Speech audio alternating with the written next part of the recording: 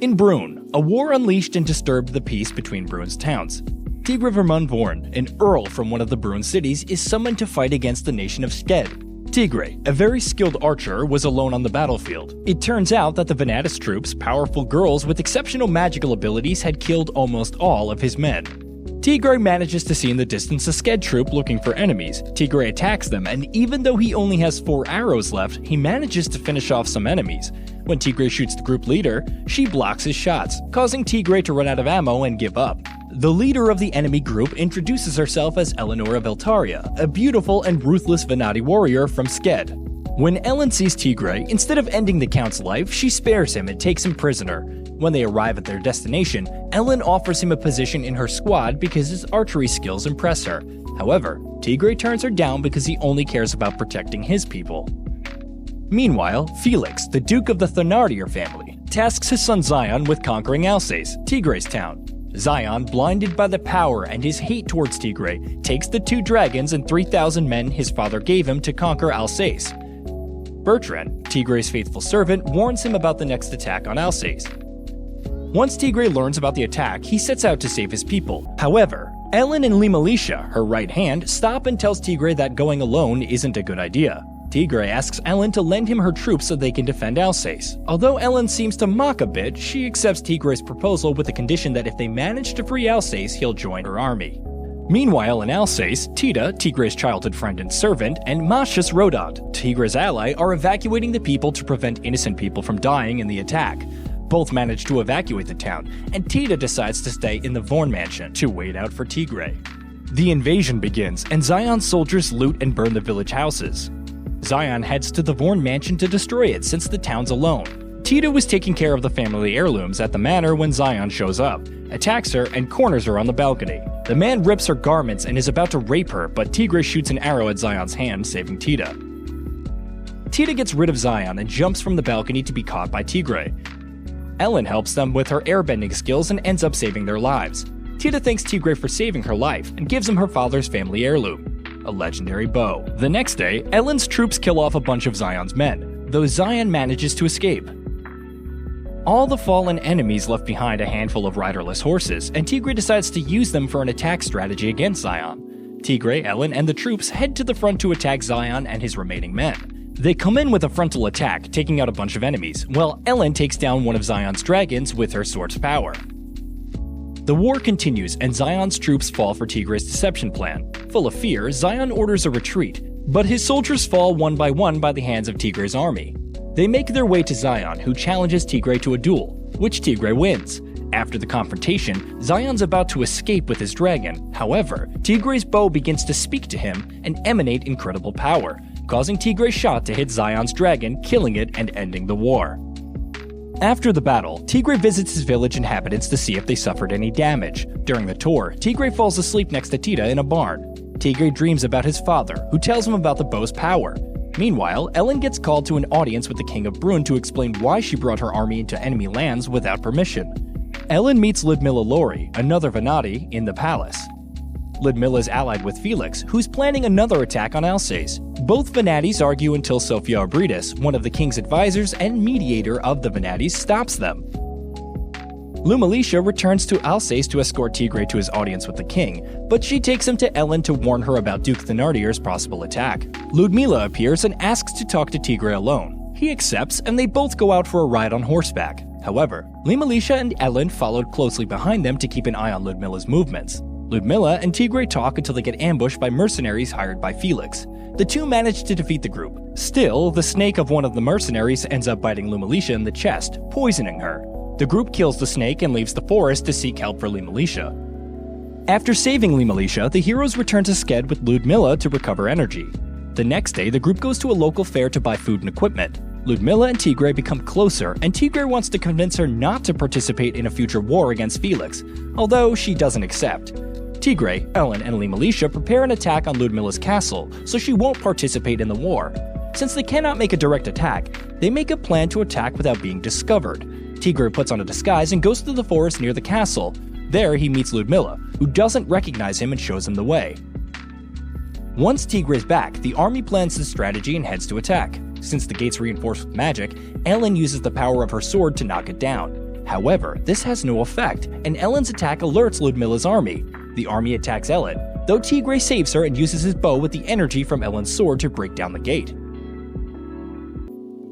Once they enter the castle, Elen meets Ludmila, and they fight until exhaustion. Tigre decides to talk with Ludmila, and she realizes he's the man from the woods. Tigre convinces her after a long conversation, and she agrees not to participate in Felix's army. After reaching an agreement with Ludmila, the heroes go to the house of Hughes Augur, one of the earls of Brune, and Masha's old friend. When they arrive, Hughes tells them the king's declared Tigre a kingdom's traitor for bringing an enemy army into the nation. The king sends Roland, an elite knight, and his army to finish off Tigre and Elen. But in reality, Roland was sent by Felix and Duke Elen because the king's sick, so they took over the kingdom. While planning how to defend against Roland's attack, Sophia sent by the king appears to warn Tigre of what's coming. After delivering the message, Sophia decides to help Tigre. Roland arrives on the battlefield and Elen's army is ready for the battle. Roland carries a holy sword and quickly defeats a group of warriors to fight Elen. The two have a brief duel where Roland seems to emerge victorious, but Tigre intervenes and attacks Roland head-on to take out his horse. However, Roland stops attacking Elen and injures Tigre. Sophia appears on the battlefield when Roland's about to finish off Tigre, protects Elen and buys time for her to take Tigre back to camp. Sophia fights Roland until Elen's safe and disappears back to the camp. During the night, Roland gathers his men to make another attack the next day. Elen arrives and asks Tita to heal Tigre and wait until he recovers. Meanwhile, Elen, Sophia, and Hughes plan the next attack on Roland. Once the plan's ready, Elen and her army go to fight. Tigre wakes up and listens as his bow speaks to him again and tells him to go to a mysterious place. Tigre goes with Tita to an ancient temple and speaks with a spirit who offers more power to his bow if he's willing to shoot Tita. Tigre fires an arrow but doesn't hurt her because of his aim. The spirit gives him more power to defeat Roland. Tigre goes to the battlefield where Elen and Sophia are losing the fight against Roland. Tigre shoots at Roland with all of his power to weaken the knight, but Roland repels it. Tigre launches another arrow with more power, and Roland manages to stop it. However, he gives up when he runs out of energy, losing the battle against Tigre's army. After Roland's defeat, he requests an audience with the king and tells Tigre that he'll find out what's happening in the palace. But upon arrival, Roland is ambushed and killed on Ganelin's orders. Tigre and Roland's men hear about the betrayal and ally with Tigre. Meanwhile, Elen needs to go to Zhcted to help Sasha, a Vanadis friend. Elen leaves Tigre in charge of 2,000 men to protect himself from an enemy attack. After saying goodbye, Elen sets off to help her friend. A war was raging in the south of the country, and thanks to Roland's death, the soldiers could no longer defend the front. Tigre and his men go to fight with the enemy army to defend the south. Tigre arrives at the battlefield and finds out that the enemies kidnap people from Brune to have them as slaves.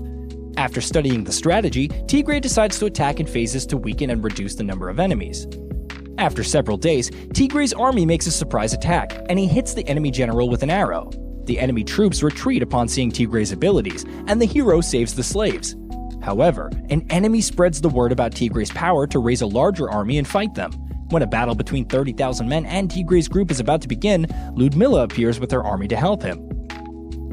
When Ludmila arrives at the battlefield, the general of the enemy army decides to regroup his men to plan how to beat Tigre's army. Back at camp, Tigre helps one of the slaves he saved with her food and a bath as he prepares for the upcoming battle. Meanwhile, Elen arrives in Zhcted to help Sasha, who's very sick and unable to fight the war within her territory. Elen promised her friend she'd help her whenever, so she adventures into a new fight. Arriving at the battlefield, Elen meets Elzaveta Formina, another Vanadi, and the general of the enemy army. The two have a brief confrontation where Elzaveta proposes a truce in exchange for information about what's happening in South Brune with Tigre. Elen agrees, and upon keeping her promise to Sasha, she quickly leaves back to Brune. In Brune, Tigre and Ludmila are writing a war treaty and a strategy for the battle against the enemy general. They send the message to General Shahim, a commander of the multinational army, who rejects Ludmila's peace agreement and decides to attack. The battle for the conquest of Brune begins, and Ludmila and Tigre mobilize their troops on a small scale to cut through Mosanel's army. At first, they pass his defense and manage to approach General Shahim, but the further they advance, the enemies begin to make things more difficult for them. Exhaustion affects Tigre's warriors, and after many battles, they start collapsing on the battlefield. General Shahim takes advantage of the situation to ambush them and finish them off. When they get cornered with no chance of surviving, they see reinforcements sent by Masha's arriving to help Tigre. The troop joins the group, and Tigre's army grows. General Shahim decides to withdraw from the battle, fearing losing more men. Hearing of the enemy's retreat, the heroes rejoice in victory on Roland's behalf for the nation of Brune. After winning the war, Elen meets with Tigre to plan the last battle against Felix. At that moment, the slave Tigre saved and helped a few days ago appears. She says she's the princess of Brune who supposedly died. Although at first they don't believe her, Tigre recognizes her since he spent part of his childhood with her. Having the princess on their side gives the heroes the upper hand in making their way into the capital and defeating Felix. However, Princess Regan has to prove her royal blood by walking through a door that only royal family can open. Upon learning that the princess is still alive, Felix quickly mobilizes his troops to intercept Tigre's army on their way to the catacombs. The heroes meet Felix's troops and some dragons under his command to fight the Vanadis. Since Elen and Ludmila are the only ones that can defeat the dragons, they jump into battle. The dragons' power overwhelms the girls, and their weapons don't work against these beasts. However, the two plan to work as a team and defeat the dragons, getting the extra strength out of Felix's army. The heroes continue on their way to the catacombs.